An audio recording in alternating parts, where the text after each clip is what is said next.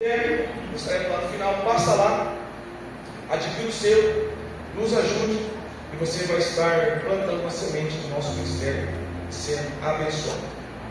Meus irmãos, eu tenho um texto hoje que toda tarde que ele ardeu em meu coração. Esse texto é o qual nós acabamos de ler e é um texto familiar. Bem verdade que esse texto é um texto conhecido, familiar, porque ele faz parte do relato da biografia da cura de um homem por nome de Naamã. Eu sei que Naamã para você não é um personagem vago. Naamã não é alguém desconhecido. Acredito eu que, se não todos aqui, a maioria de nós ouvimos em algum momento algo relacionado à vida de Naamã, seja por intermédio de uma ministração bíblica, seja através, às vezes, de uma singela salvação, seja talvez através de cânticos e louvores, pois muitos compositores tomaram por base de inspiração a vida de Naamã. É interessante, irmãos, porque normalmente a Bíblia não reserva muito espaço para aqueles que não faziam parte do povo judeu. Não há muitos relatos, não há muitos personagens relatados na Bíblia que não eram israelitas. Naamã é um ponto, Naamã é uma exceção no que diz respeito a esse aspecto, desse padrão bíblico. Por quê? Porque Naamã não é israelita. Naamã, ele é sírio. E sendo sírio, é estrangeiro. E sendo sírio, ele é inimigo, arquirrival da nação de Israel. É tão verdade isso que a Bíblia diz, se você observar no versículo de número 2, que Deus dava vitória para Naamã. Quando ia para a guerra, Deus era com ele, Deus pelejava em favor dele. Por que eu digo isso? Melhor dizendo, versículo de número 1. Porque no versículo 1 nós temos a palavra Senhor duas vezes. Primeiro, tem a palavra Senhor com S minúsculo. Segundo, tem a palavra Senhor com S maiúsculo. A palavra Senhor com S minúsculo fala do rei, a qual Naamã servia como combatente. Mas a palavra Senhor com S maiúsculo está falando do Todo-Poderoso. E por incrível que pareça, o texto diz: o Senhor dera livramento aos sírios. O Senhor com S maiúsculo, através de Naamã. Quando Naamã ia para a guerra, em alguns dos combates, o Senhor pelejou em favor dele. Naamã é alguém distinto, porque ele possui muitas qualificações. As qualificações dele são tantas que são enumeradas. Ele é um homem considerado um herói pelos seus soldados. A infantaria que Naamã liderava, contingente de soldados, o exército que Naamã liderava, olhava para ele e tinha como um modelo, um verdadeiro herói de guerra. Naamã é alguém valoroso, de muito valor. Naamã é alguém que goza de muito respeito e prestígio no contexto a qual ele estava inserido. Então não seria nem um absurdo eu chegar aqui e dizer: ele era o grande Naamã. Era um homem de muitas virtudes e muitas qualificações. Contudo, Naamã tinha um problema, o qual você já sabe. Naamã havia contraído lepra. E naqueles dias, a lepra era uma doença incurável. Não havia tratamento, não havia recursos paliativos na medicina, naquele tempo, que resolvesse o problema da lepra. A lepra, além de uma doença agressiva, altamente contagiosa, ela era uma doença que segregava normalmente o contaminado. Por Naamã não ser israelita, por não ser judeu, ele não está subordinado à lei de Moisés. Assim sendo, ele ainda convivia em sociedade. Mas se Naamã fosse israelita, Naamã não poderia mais estar convivendo em sociedade. Não poderia mais estar exercendo as suas funções como soldado, como líder, como capitão. Não poderia mais estar morando na sua casa, com a sua família. não poderia mais estar vivendo no convívio social. Por quê? Porque no contexto de Israel, quem era contaminado com lepra tinha que sair para fora da cidade. Ele tinha que sair de dentro do convívio social e ir para um lugar chamado leprosário.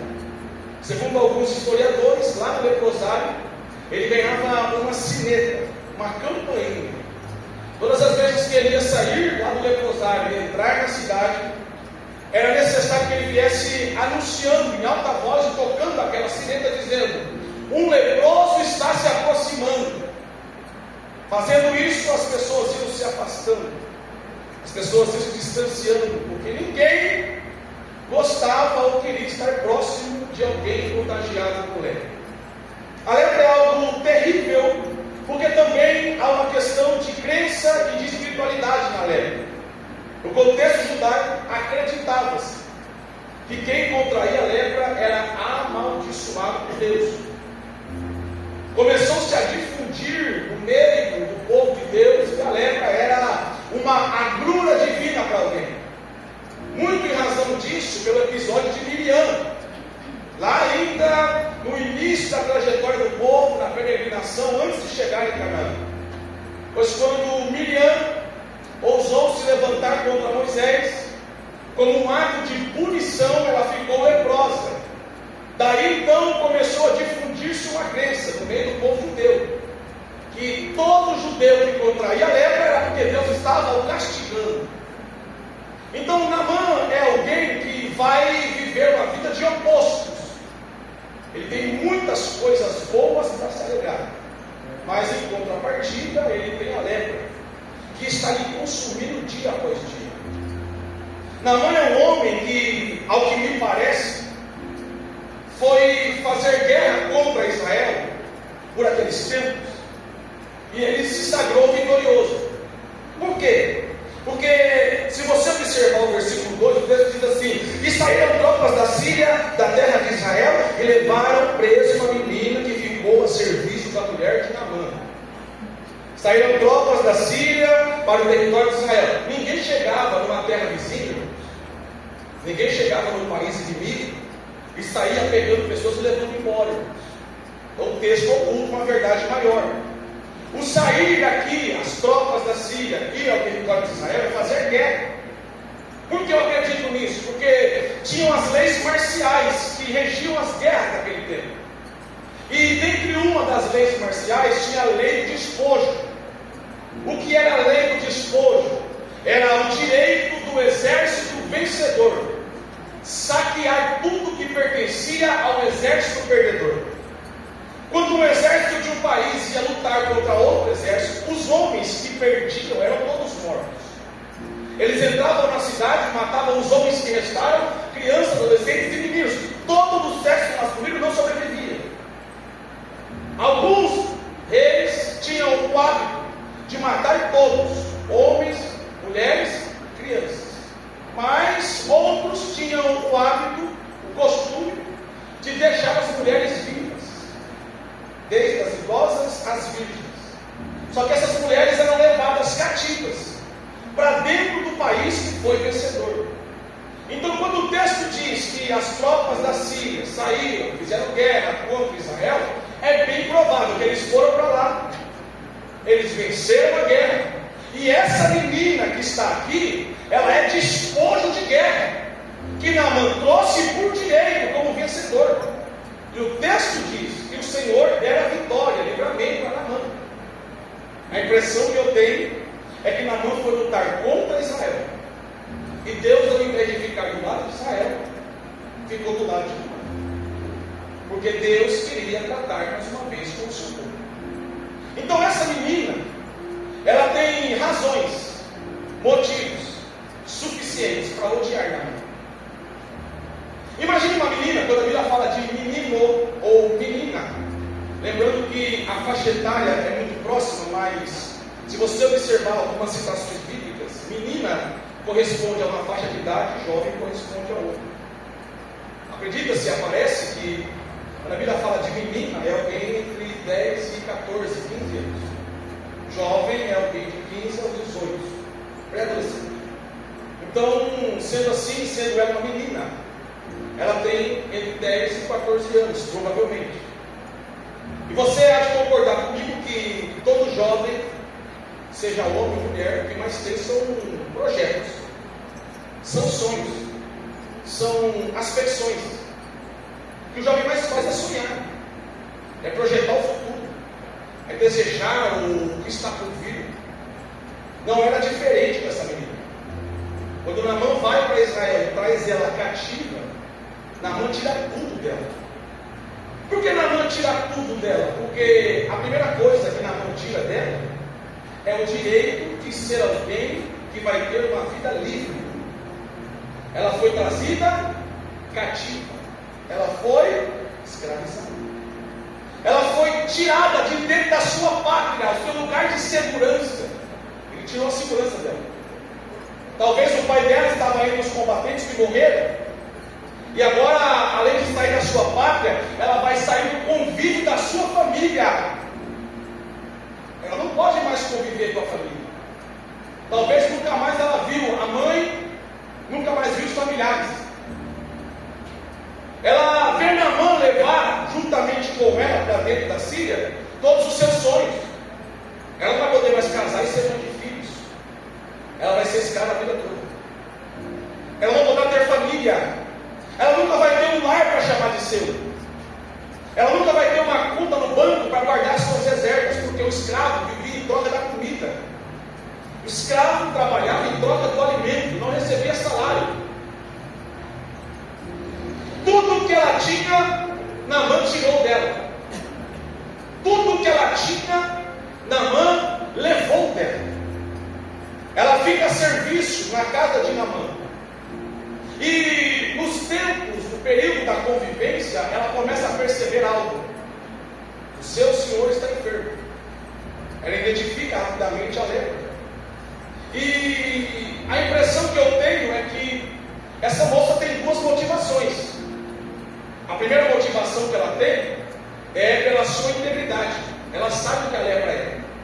Sabendo o que a lepra é, ela sabe que logo ela vai ser a próxima vítima. Mesmo ambiente, convive na mesma casa, não vai demorar. A lepra de Naamã vai fazer o quê? Vai pegar nela. Só que antes que a lepra de Naamã pegasse nela, ela se antecipa. Ela decide tomar uma atitude. Só que essa atitude vai custar muito para ela. Porque para não ser contagiada pela lepra de Naamã, ela precisa ajudá-lo a ser curado. Só que como ajudar alguém que só te causou mal?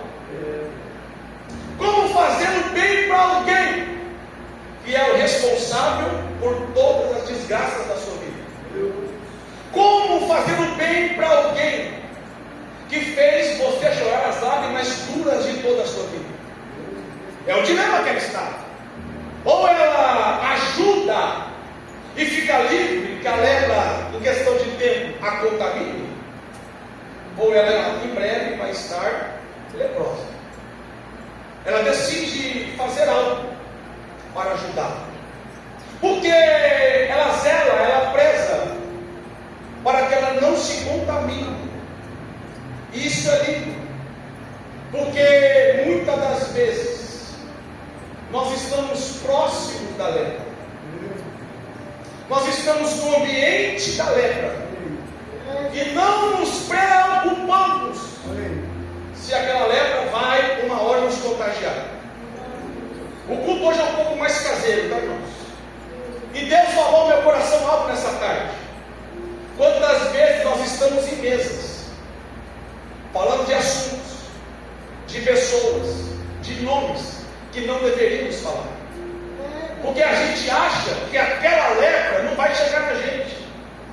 Mas a verdade é que a próxima vítima, daqui a pouco, se nós continuarmos sentando em mesas erradas, vai ser a gente. Se nós continuarmos andando com pessoas que não vivem uma vida compromissada com Deus, o próximo leproso vai ser a gente. Uma hora ou outra, essa lepra vai nos contaminar. Só que antes que isso acontecesse, ela vai falar com a mulher de Naamã. Por que falar com a mulher? Porque escravo não tinha acesso ao senhor na casa. Era a mulher que cuidava e comunicava com os escravos no dia a dia. E ela procura a mulher do seu senhor, dizendo: olha, eu tenho visto a situação do meu senhor. Eu não posso fazer nada para ajudá-lo, mas eu conheço alguém que pode. Que lição de humildade! Que lição de cristandade! Porque às vezes nós temos dificuldade de reconhecermos que tem gente que Deus levantou para fazer algo que a gente não consegue fazer.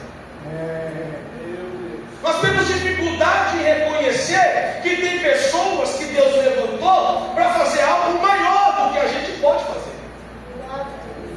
E não há problema nenhum com isso, mas às vezes nós preferimos o silêncio do que ventilar o nome de alguém. Preferimos o silêncio do que fazer um comentário positivo sobre o ministério de alguém. Ela não tem problema com isso, porque ela é curada. Todo aquele que é curado faz o bem para quem não merece. Todo aquele que é curado não tem problema de exaltar a qualidade e a virtude do companheiro. Todo aquele que é curado indica o caminho para a cura. Ela disse: lá da onde eu vim tem um profeta. O nome dele, Eliseu. Eu não posso, mas se ele estivesse lá, eu tenho uma certeza. Eliseu pode. Eliseu consegue. É nesse momento que ela vai liberar uma palavra que vai mudar o rumo, a história da vida de Naamã. A gente olha para Naamã e esquece que por detrás dele tem uma família. Há um silêncio no texto sobre filhos. Não sei se ele tinha ou não filhos. Não posso afirmar nem que sim nem que não. Mas ele tem esposa. Provavelmente, dentro do costume do Oriente Médio, isso era quase que unanimidade, o que os casais do Oriente mais desejavam depois de se casar era filhos. Filhos fala de história. Filho fala de alegria. Filho fala de idade. Oh Deus! Acredito eu que eles possam ter filhos, mas o texto não citou. Se eles tivessem filhos, logo a lepra de Naamã vai pegar a esposa, vai pegar os filhos. Então aquela moça, ela não fez o bem só para Naamã, ela fez o bem para toda uma família. É uma casa que vai ser guardada de algo pior que iria acontecer. Ela está sangrando porque perdeu os sonhos. Ela está sangrando porque perdeu o convívio com a família. Sangrando porque está longe da sua pátria, mas ainda assim ela consegue ofertar algo de bom para aquela casa. Porque aonde um servo de Deus e uma serva de Deus verdadeiro chega, alguma coisa de bom ele faz para que o ambiente seja abençoado. Aonde há um homem e uma mulher de Deus, no ambiente sempre acontece algo de benefício. A mulher de Naamã então vai falar com Naamã. E aqui começa a saga de Naamã em direção à cura. Observando a saga de Naamã em direção à cura, eu comecei a observar alguns detalhes ao decorrer do texto. O texto é longo e é extenso, por isso que eu não li todo o texto. Eu fui pontual no verso 14. Mas se você observar comigo, é muita gente envolvida para que acontecesse o milagre da cura de Naamã. O milagre de Naamã começa na sua casa e termina no Jordão. Da sua casa ao Jordão existe um intervalo de muitas ações e muita gente que coopera. Porque tudo começa com quem? Com a menina que libera a palavra e que dá a direção. Só que a menina não falou com ele, falou com quem? Com a esposa. A esposa é a conselheira. A esposa é aquela que vê o dilema do esposo e ajuda ele a buscar melhor. Tem dois tipos clássicos de esposa na Bíblia. E eu não vim falar mal de esposa aqui, pelo amor de Deus. Minha esposa vai assistir depois, não quero ter problema. Mas se você observar, dois tipos clássicos de esposa na Bíblia. Primeira, da mulher de Naamã. Segunda, da mulher de Jó. Porque a mulher de Naamã é aquela que vê o pior estágio do marido e ajuda ele a melhorar. Enquanto a mulher de Jó, quando vê o pior estágio do marido, quer fazer acabar de afrontar. Enquanto uma disse assim, vai buscar a cura, a outra disse, desiste porque não tem mais jeito. Morre porque chegou o teu filho. Muitas das vezes Deus colocou na vida da mulher, você talvez não sabia disso, a capacidade de potencializar esse homem, mas também de destruir esse homem. Você pode ver que os grandes homens da Bíblia foram alvos de mulheres. Sansão foi destruído porque dormiu no meio das coxas da bela Dalila. O grande Davi, o homem segundo o coração de Deus, foi seduzido por uma mulher que não era sua. Salomão termina a sua história escrevendo em Eclesiastes: tudo é vaidade. Ele mesmo vai dizer: as muitas mulheres perverteram o meu coração. A mulher tem um potencial gigantesco. Prova disso é que Deus deu a ela o governo da casa. É a mulher quem gere, quem administra. O homem é a autoridade, o sacerdócio. O homem é a proteção, o cuidado, mas quem edifica, quem faz crescer, quem traz exaltação é a mulher. Naamã só vai receber o milagre no Jordão porque ele ouviu a sua mulher. Aí os homens tudo felizão assim, as mulheres estão apoiando, vai apoiar também agora você. E pensa não. Porque se ele não ouve a esposa, ele morreria leproso. Ele ia contagiar ela e os filhos se tivesse. E às vezes nós homens temos um orgulho meio elevado que diz respeito a ouvir a esposa. Não gostamos de ouvi-las, parece que isso fere um pouco a nossa masculinidade. Mas muitas das vezes Deus vai usar a esposa para nos orientar para algo grande. Aleluia. Só que, irmãos, nem sempre. Porque tem momentos que a palavra pode ser para mal e outra para bem. Precisa haver equilíbrio de entendimento e respeito. Senão não é conselho, é imposição. Não ouve a mulher. Por ouvir a mulher, ele decide falar com o seu rei, pedir carta de autorização para ir até a nação de Israel, mais precisamente, a capital Samaria, para se encontrar com esse tal profeta Eliseu. Observe que aqui já são duas pessoas que estão aqui engajadas no milagre. A primeira pessoa é a menina, que liberou a palavra. A segunda pessoa é a mulher, que deu o conselho. A terceira pessoa, no versículo 5 agora, está o rei da Síria. Naamã não podia sair para um país vizinho sem ter uma carta de autorização para cruzar a fronteira. Ele não podia abandonar o trabalho. Ele tinha responsabilidades. Ele tinha que ter uma licença de trabalho por um tempo. O tempo que a viagem durasse para ir e voltar. Ele vai até o rei e pede a autorização. E o rei prontamente atende. Então o rei não atrapalhou. O rei é a terceira pessoa que aparece no milagre de Naamã. É aquele que não faz nem para bom nem para mal, ele só não atrapalha. Irmão, tem coisa que a gente aprendeu com esse rei. Às vezes, o que nós podemos fazer de melhor em alguma situação é só ficar neutro. Não atrapalhando, já está bom demais. O rei dá a carta. Com as cartas em mãos, ele vai para Israel. Chegando lá, ele bate na porta errada. Não vou entrar no mérito, até que o Eliseu fica sabendo e manda chamá-lo. Quando Eliseu manda chamá-lo, ele chega de frente da casa do Eliseu. Porém, Eliseu não saiu para recebê-lo, irmãos. Está no versículo de número 10. O texto diz assim: porém, o profeta Eliseu lhe mandou um mensageiro, um intermediário. Ora, quando Naamã chegou na porta da casa do profeta Eliseu, o Eliseu não saiu para recebê-lo, mas Eliseu deu uma direção para qual ele precisava.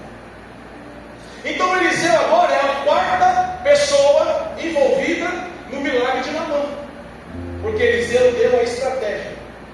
Só que essa estratégia só chegou aos ouvidos de Naamã porque um mensageiro foi entregar o recado. Está no mesmo versículo 10. É a quinta pessoa envolvida no milagre.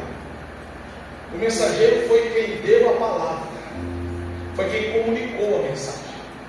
Mas tem ainda mais um grupo de pessoas que está envolvida no milagre. Está no versículo 13. Quem é esses? Os servos. Porque depois que o Eliseu não saiu e mandou o mensageiro, Naamã ficou meio indignado. Ele tinha construído uma ideia diferente, que ele achou que o Eliseu ia sair, impor a mão, falar em línguas, sapatear, dar 3 pulos, dar aquele mistério, e ele ia ficar curado. Eliseu nem saiu para receber. Mas o que Naamã não entende é que Eliseu é um santo profeta.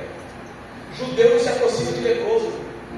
E por que judeu não se aproxima de leproso? Porque se aproximar, é no mínimo um dia ausente das suas funções. Tinha que ir lá no sacerdote, tinha que se purificar e ficar um dia fora da cidade. Eliseu não foi, porque se Eliseu se aproxima de Naamã, só de se aproximar, ele vai precisar se purificar. E se ele vai precisar se purificar, ele vai ficar um dia longe das suas funções. Talvez Eliseu pensou assim: ai de mim, se nesse um dia o Senhor vier falar comigo. Ai de mim, se nesse um dia o Senhor precisar de mim. Ai de mim, se nesse um dia que eu estiver contaminado, Deus precisar de mim e eu não estiver à disposição. A preocupação de Eliseu era: eu não posso ficar offline nunca para ele. O offline aqui é um termo contemporâneo, né, irmãos?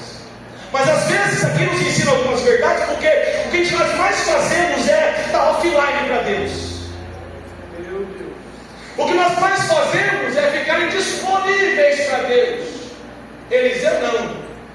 Eliseu falou: eu vou ficar aqui, o mensageiro vai, porque eu preciso estar diariamente à disposição do meu Senhor. Eu preciso estar diariamente à disposição dele quando ele precisar de mim. Porque Deus não trabalha mesmo com os indisponíveis, concorda comigo? Deus sempre trabalha com os disponíveis.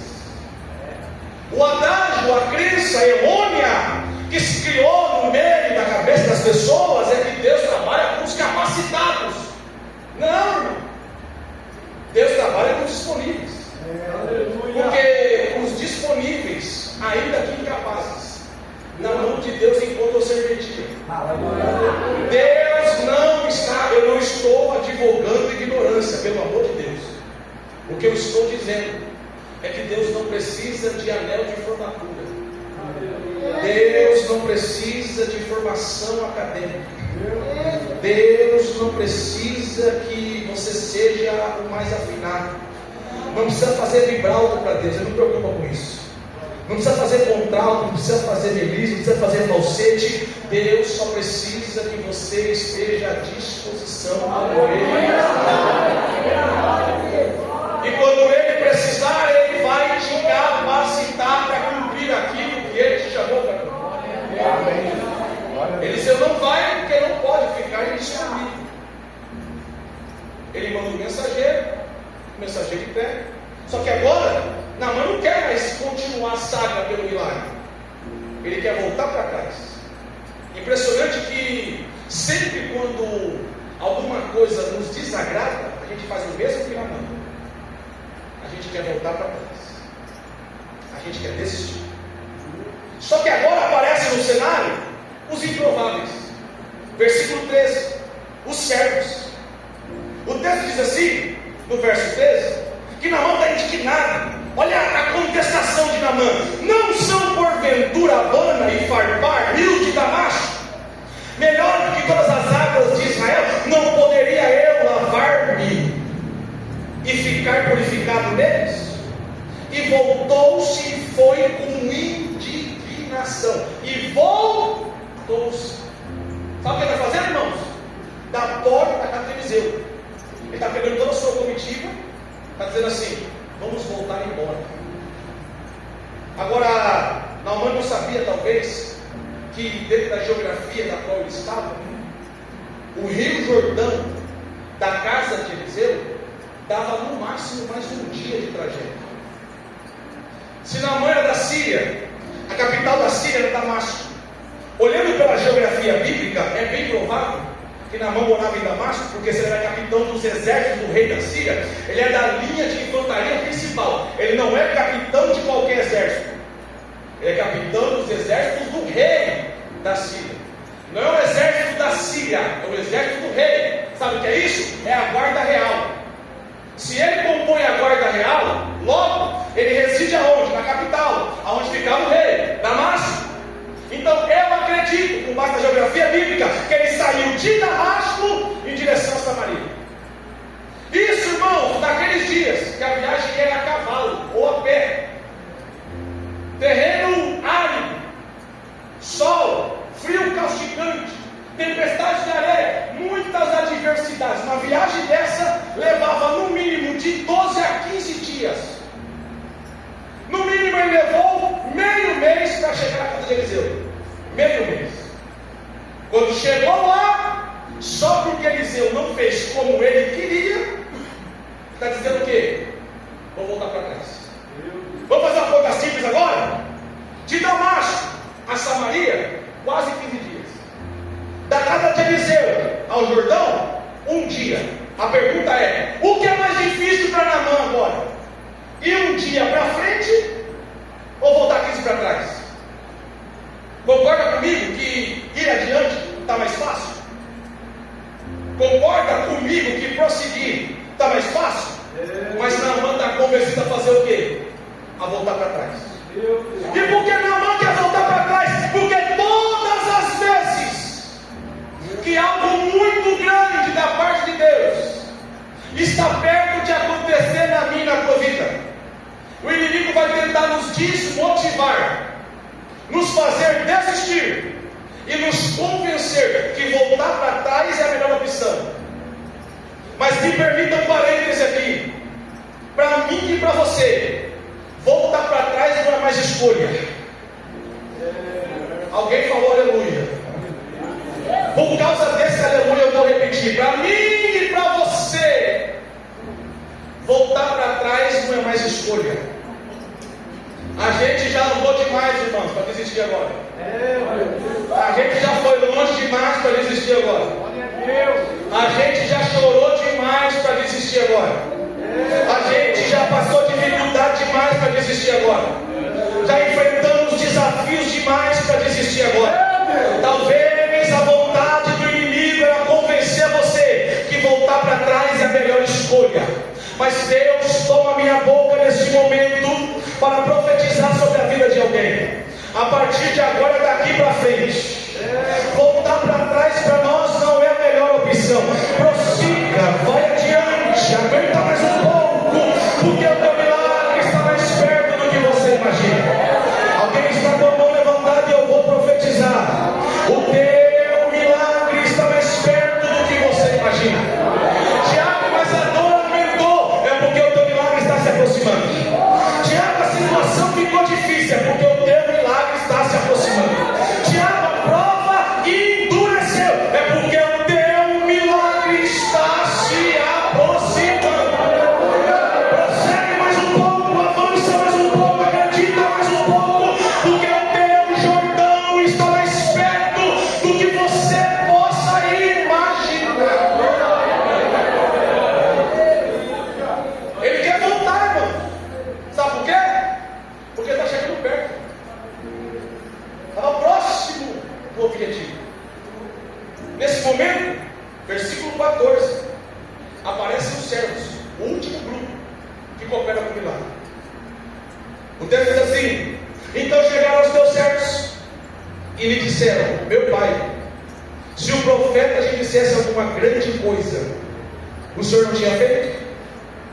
Quanto mais agora, ele dizendo: lava-te e ficarás purificado. Nas entrelinhas, trocando em miúdos, estou dizendo assim: meu senhor, já estamos aqui, vai lá, se lava. Como um bom brasileiro, talvez diria: pior que está, não fica. Já estamos aqui, então vai lá e se se lava. Irmão, tu já percebeu uma coisa aqui ou não? Naamã só não voltou embora por causa desses servos. Se não fosse esses servos, ele tinha desistido. O que motivou Naamã a ir até o final não foi a palavra do Eliseu, foi a palavra dos servos. Sabe o que é lindo? Eu não sei o nome deles, eu não sei o cargo deles, eu não sei o título que eles ostentavam, mas uma coisa eu sei: eles serviam. E é verdade que quem tem coração de servo não depende de título para servir. Quem tem coração de servo não depende de cargo para servir. Quem tem coração de servo não precisa de estar em evidência para servir. Quem tem coração de servo não precisa de púlpito, de microfone para servir. Quem tem coração de servo, serve mesmo sendo anônimo. Irmãos, se olhando a biografia da saga da cura de Naamã, eu tenho um pressentimento: Deus é apaixonado em usar gente anônima.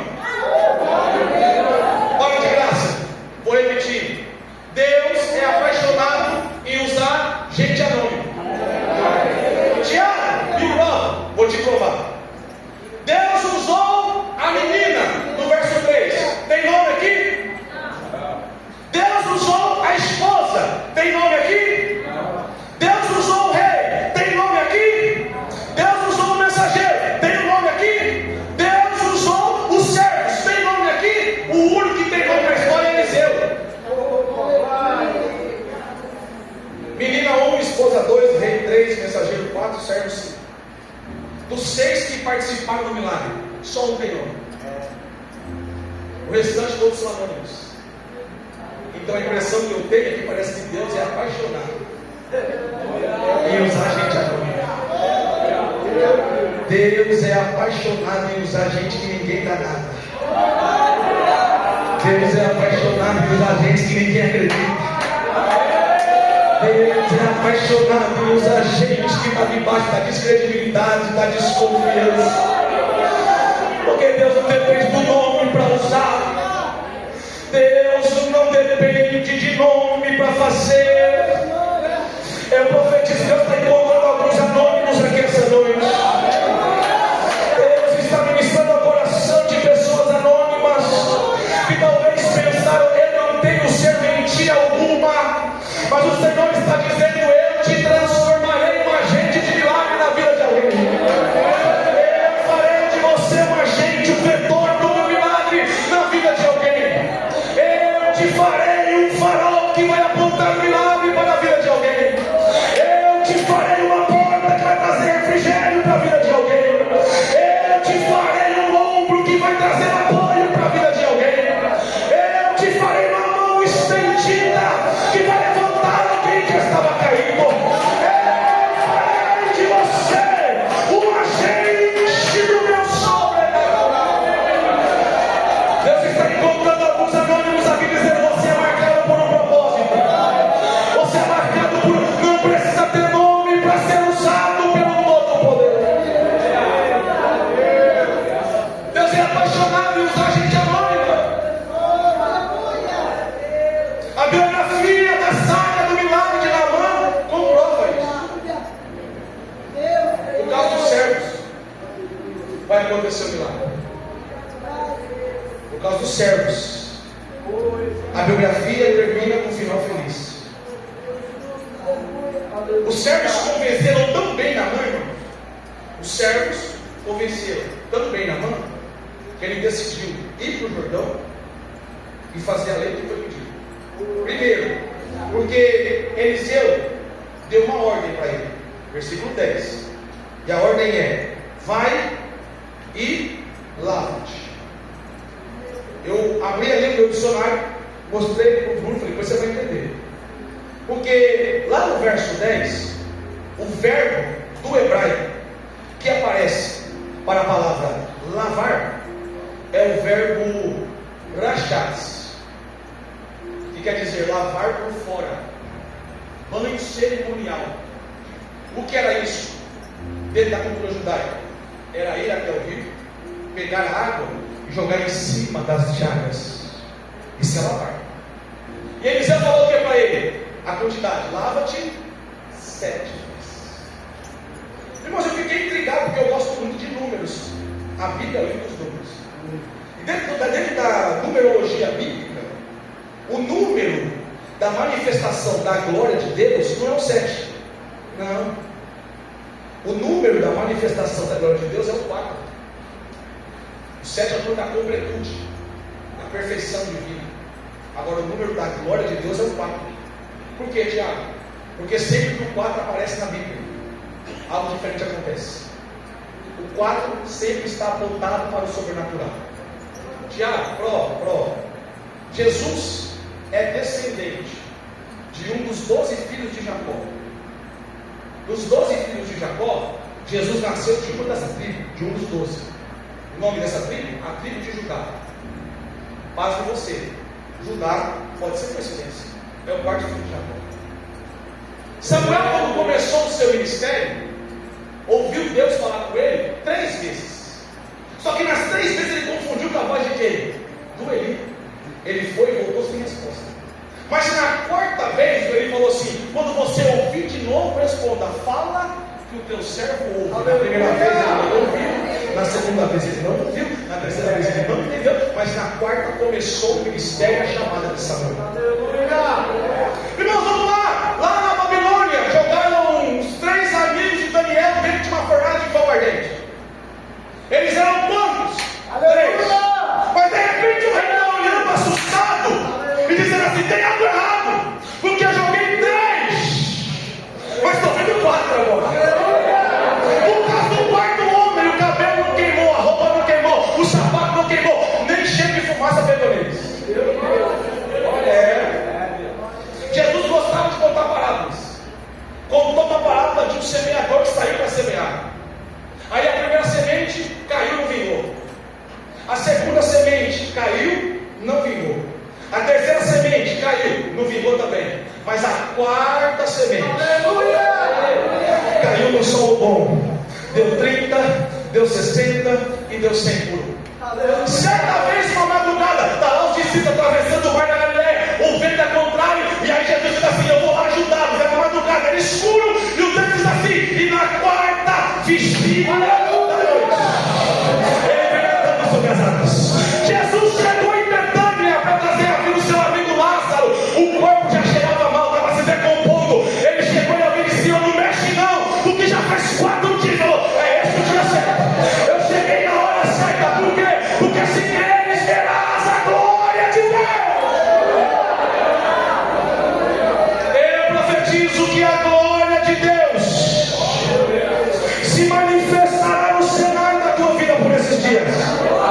Eu profetizo que a glória de Deus te visitará por esses dias. Você vai chegar no próximo culto, quem sabe dizer: eu quero uma oportunidade para testemunhar. Algo aconteceu na minha vida. Então, irmãos, a lógica, o certo é ele falar assim: vai lá e lava 7, 4. Por quê? Seria mais um exemplo da glória de Deus se manifestando com o número 4. Mas ele não falou para se lavar 4, ele falou 7. E por que ele falou 7? A impressão que eu tenho que esse Jordão representa alguém. Esse Jordão aqui, ele está apontando para alguém. Por que, Tiago? Porque, vamos lá, a menina ajudou, mas não resolveu. A mulher ajudou, não resolveu. O rei ajudou, mas não resolveu. Ajudou o mensageiro, mas não resolveu. O Eliseu ajudou, não resolveu. Os servos ajudaram, mas não resolveu. Só resolveu quando? Quando ele foi para o Jordão. Agora que ele vai para o Jordão, a lepra é curada. Lepra, na simbologia bíblica, aponta para pecado. A lepra, no contexto espiritualístico, é um indício do pecado. A lepra é comparada ao pecado. Agora vamos lá, irmãos. Quem é o único capaz de libertar a gente das nossas lepras? O pregador pode ajudar. O pastor vai te ajudar.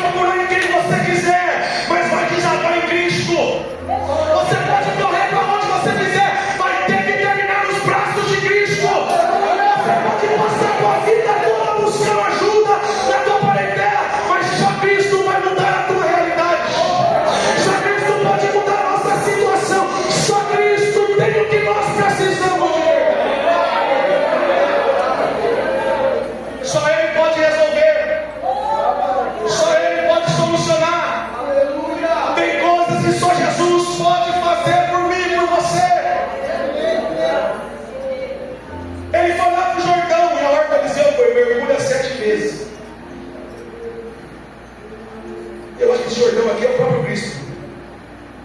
É uma tipologia de Cristo, o Jordão.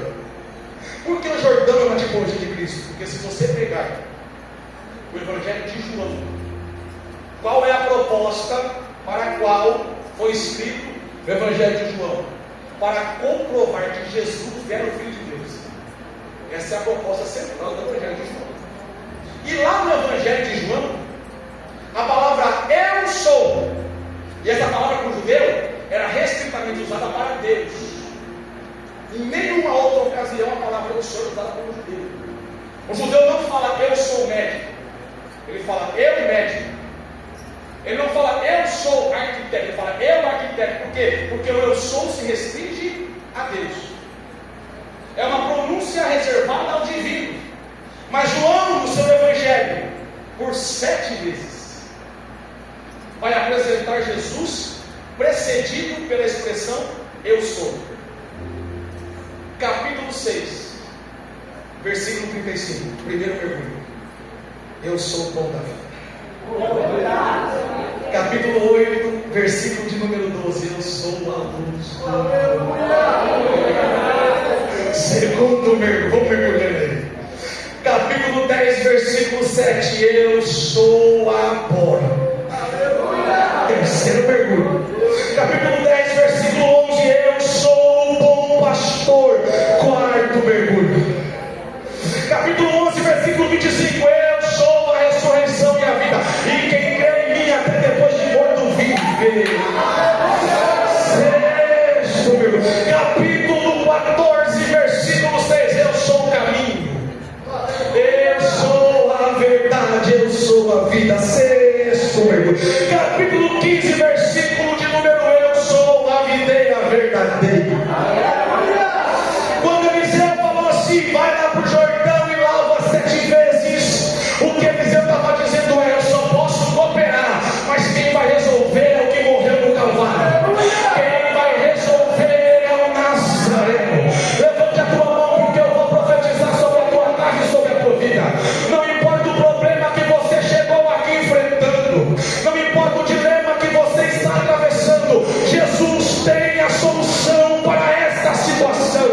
Jesus vai transformar a minha e a tua realidade. Mas eu sei que você está aí pensando assim, ele não pregou no tema hoje, engana-se. Vou chegar no tema agora. Tiago, o que isso tem a ver com o tema? Tudo. Porque só quem sabe o quanto era leproso, só quem sabe o tamanho da sua lepra, só quem sabe o tamanho da sua dívida, quando vai adorar é diferente. Quem sabe o tamanho da sua lepra, sabe que se não fosse o Jordão, Naamã teria morrido leproso. Ora, se não fosse Cristo, se não fosse o Calvário, muitos de nós nem mais vivos estaríamos. Muitos de nós não estaríamos mais aqui nesse culto, com a oportunidade inefável de adorá-lo. Se não fosse Cristo, talvez muitos aqui já estavam dentro de uma lápide, com a sua foto estampada, só como uma mera lembrança. Se não fosse Cristo, a nossa lepra tinha nos matado. Quantos aqui na agenda do diabo era para ter morrido para mexer de cocaína? Quantos aqui o diabo já tinha programado vai morrer na cachaça? Quantos aqui o diabo disse vai morrer no câncer, vai morrer na vida errada, vai morrer no crime, vai morrer no acidente, vai morrer precoce? Quantos aqui o diabo falou não vai ser pai, não vai ser mãe? Quantos aqui o diabo falou nunca vai ser feliz? Quantos aqui estavam debaixo do decreto do inimigo até que o sangue de Jesus nos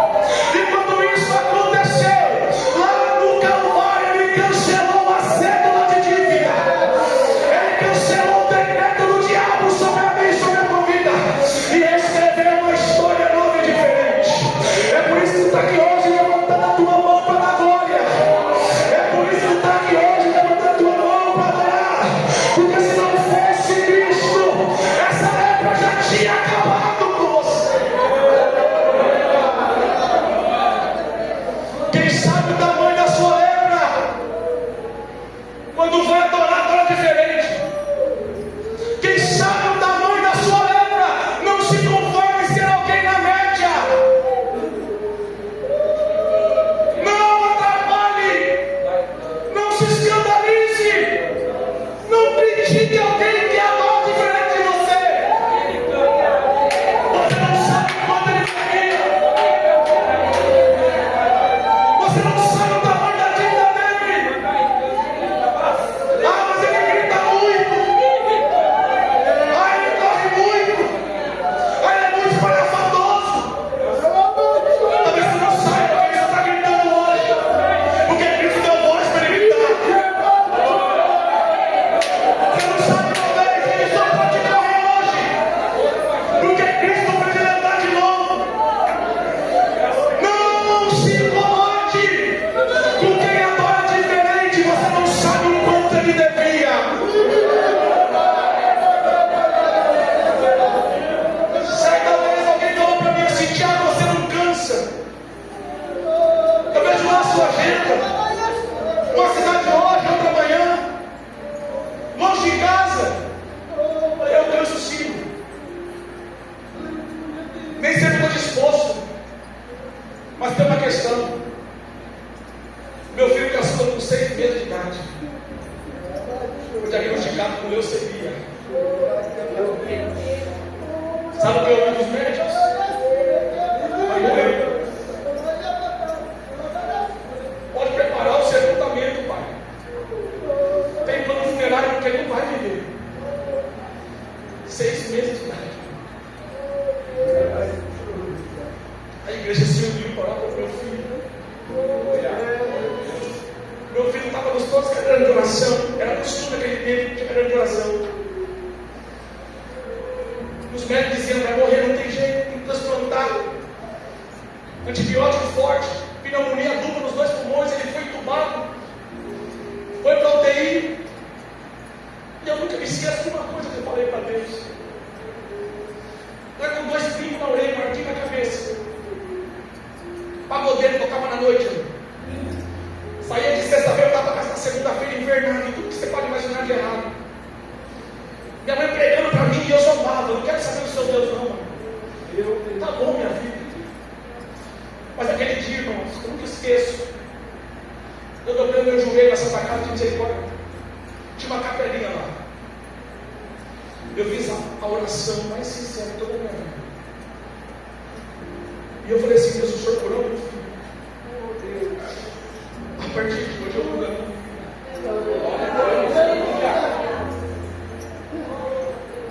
Irmão, Deus ouviu a oração daquele pecador miserável. Deus entrou naquela UTI. Deus pegou a mão do meu filho. Deus trocou o sangue do meu filho.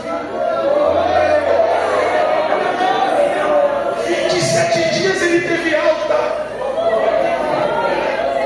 Todo mundo dizia assim: vai ficar com sequela.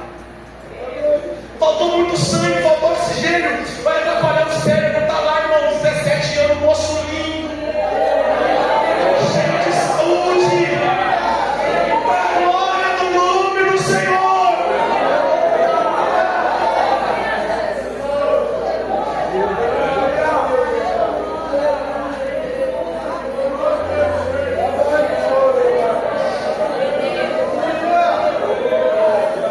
Todas as vezes que eu desanimo, todas as vezes que bate o cansaço, eu olho para Ele e falo: Deus, eu devo muito ainda. Eu posso passar minha vida inteira pregando e viajando, não vai chegar perto do que Ele fez por mim.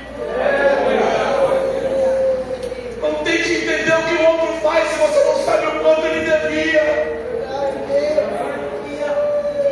Mas de uma coisa eu sei: quem sabe o quanto devia não consegue ser na média. Quem sabe o tamanho da sua lepra não consegue ser alguém que adora de maneira normal. Eu respeito se você adora a si mesmo.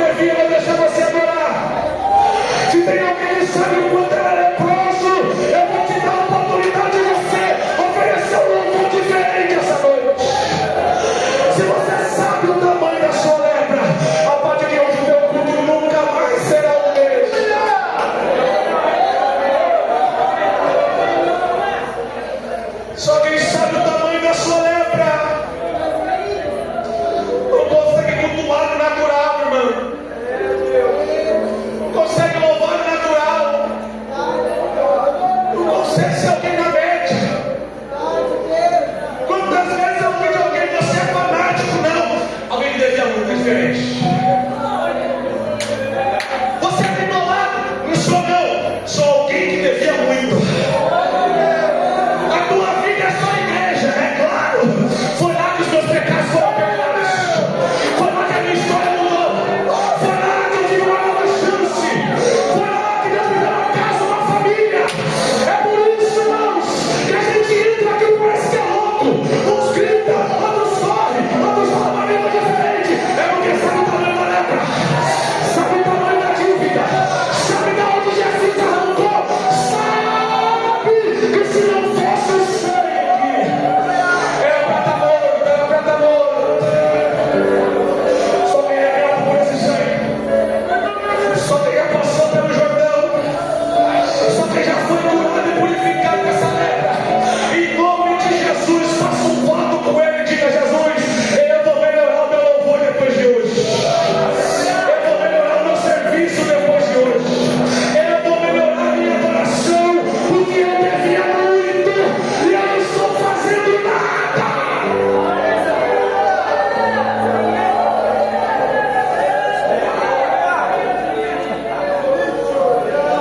Quem sabe o quando devia, não é alguém que adora na média. Vamos lá, versículo 10. Eliseu falou para ele assim: ó, repita comigo: lava-se. Verbo rachar, ok? Só que lá no versículo 14, ele não se lavou. Não, por favor, projete para mim. Versículo 14, e aqui eu concluo. Porque o Deus diz assim: ó, então desceu e fez o que? Lavou? Mergulhou. Te mostrei? O verbo para lavar é lavar por fora. O verbo para mergulhar é imergir no profundo. No verso 10 o verbo é rachar-se. No verso 14 já está Paulo. Quer dizer então que ele tinha que chegar no Jordão, pegar água e fazer o quê?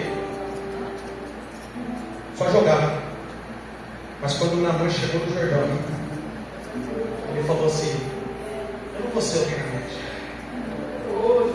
Eu não vou ser alguém que fica no superficial só se lavando. Quem sabe o tamanho da sua lepra não consegue ficar na superfície. O texto diz assim: ele se lavou? Não, ele mergulhou. Vamos para o português agora. Segundo o dicionário Aurélio, a palavra mergulhar no português é se lançar de cabeça. Alguém pegou aqui atrás? Alguém pegou até lá no fundo também? Quem sabe o quanto devia, quando chega no culto, não fica na superfície. Quem sabe o quanto devia, quando vem para o culto, não fica se lavando. Ele se lança de cabeça. Ele mergulha. Quem sabe o quanto devia, não fica no superficial. Ele vai no profundo. Eu profetizo na autoridade dessa palavra que depois dessa noite, depois desse congresso, Jesus vai te levar a níveis mais profundos. Jesus vai te conduzir a um nível maior de profundidade. Acabou o culto na média. Acabou o culto na superfície. Jesus vai nos levar para um tempo de profundidade. Se põe de pé, se põe de pé, se põe de pé, eu vou encerrar. Prepara alguma coisa aí, te vira, meu filho. Em nome de Jesus, você não vai mais ficar no superficial. Jesus está te convidando hoje, dizendo: mergulha, mergulha, mergulha. Vou falar até alguém da glória: mergulha, mergulha, mergulha, mergulha, mergulha. Chega de viver no superficial, chega de cultuar na média. Jesus está dizendo: se lança de cabeça de uma vez por todas, se entrega por completo de uma vez por todas. Tiago, por que eu tenho que mergulhar? Tiago, por que eu tenho que mergulhar? Porque para quem mergulha, Jesus para o que precisa. Vou repetir: para quem mergulha, ele faz além do que precisa. Aleluia.